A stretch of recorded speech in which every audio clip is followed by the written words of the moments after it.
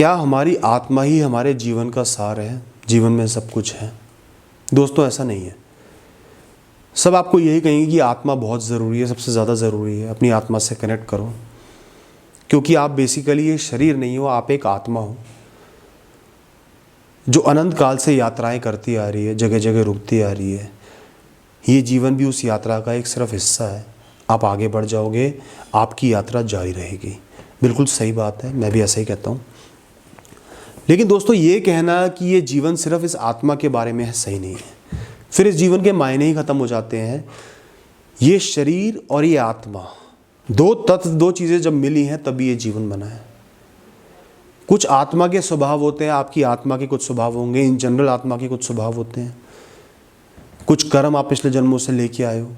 इसके अलावा इस जन्म में आपको एक शरीर मिला है, एक नेचर मिली है, जेनेटिक्स मिले हैं, एक एनवायरनमेंट मिला है जिसमें आप पल के बड़े होगे, एक स्वभाव बनेगा, कुछ एक्सपीरियंसेस मिलेंगे, कुछ रैंडम एक्सपीरियंसेस मिलेंगे, कुछ पुराने कर्मों के बेस्ड होंगे।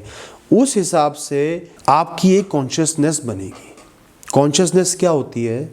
इस क्षण में जब आप जीवित हो, आप जीवन को कैसे देख रहे हो, कैसे समझ रहे हो, कैसे जान रहे हो, कैसे जी रहे हो, किस तरीके से सोच पा रहे हो। कॉन्शियसनेस मतलब आपकी सोच जो कंटिन्यूसली एक्टिव रहती है, जिसकी मदद से आप इस दुनिया को समझते हो, आप एक्टिव रहते हो, इन्वॉल्व रहते हो लाइफ में, चीज़ें करने का फैसला लेते हो, रिएक्शंस देते हो। वो है आपकी सोच और वो है आपकी कॉन्शियसनेस।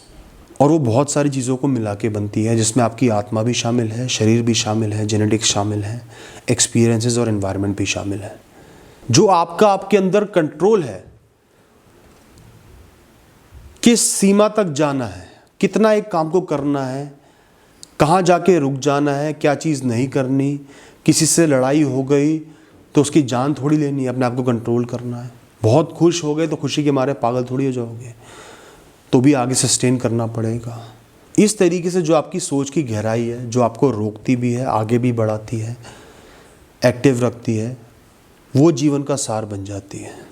अगर आत्मा ही जीवन का सार बन जाए ना, तो आप इस जीवन से बहुत अलग हो जाओगे। आप एक साधु बन जाओगे, जो एक तरीके से बहुत अच्छा है, लेकिन हर इंसान वैसा नहीं बन सकता।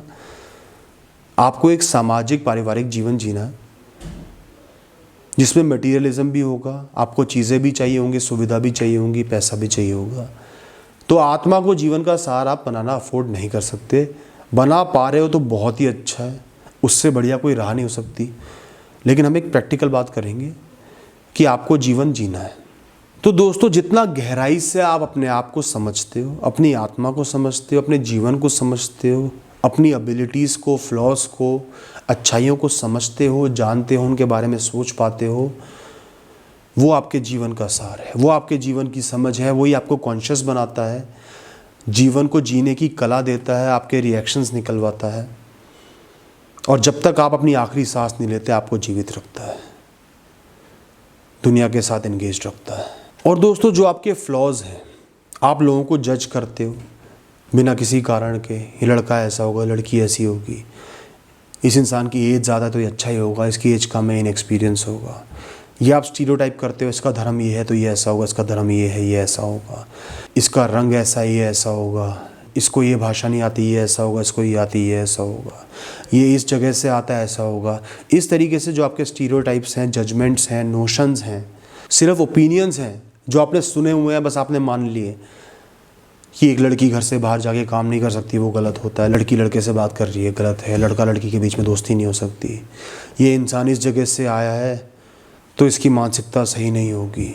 या फिर जो आपके एक्सट्रीम एक्सपीरियंसेस होते हैं, जो अनकॉमन एक्सपीरियंसेस होते हैं, किसी एक इंसान ने आपके साथ बुरा कर दिया तो उसके बेसिस पे आप दुनिया के हर इंसान को जज करने लगे।